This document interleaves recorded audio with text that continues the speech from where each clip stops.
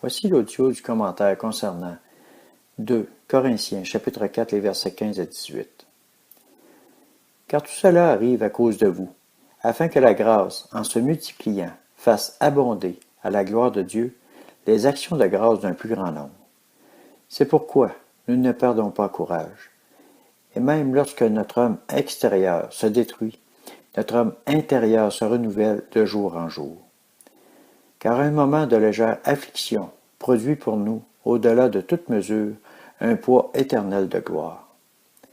Aussi nous regardons, non point aux choses visibles, mais à celles qui sont invisibles. Car les choses visibles sont momentanées et les invisibles sont éternelles. Commentaire. Jésus, notre Seigneur, a ouvert le voile pour que nous ayons accès au trône de Dieu le Père. Cet accès nous donne le privilège, à nous qui sommes fils et filles du Dieu Très-Haut, d'avoir accès au trésor du roi. Mais pour cela, il y a une condition. Matthieu, chapitre 6, verset 33. Cherchez premièrement son royaume et sa justice, et tout cela vous sera donné par-dessus.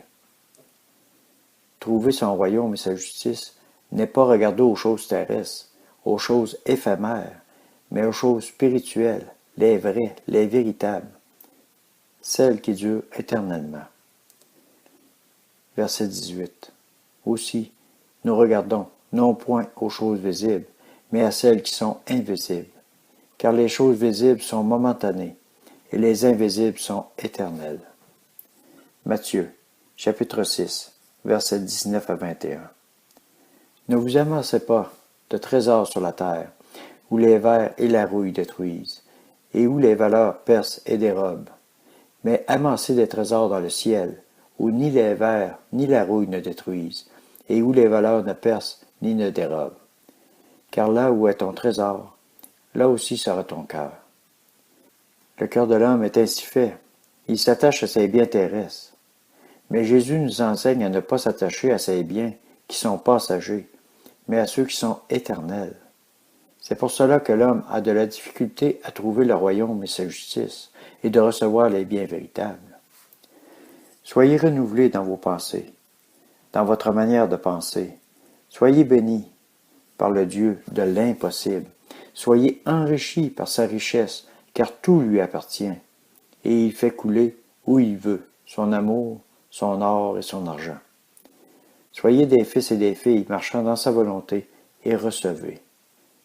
Psaume, chapitre 115, versets 1 à 3.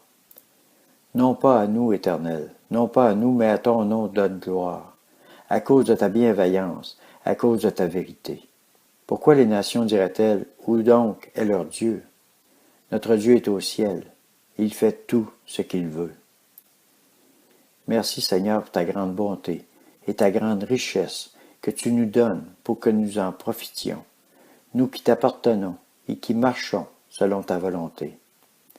Père, je te prie, au nom glorieux de Jésus-Christ. Amen.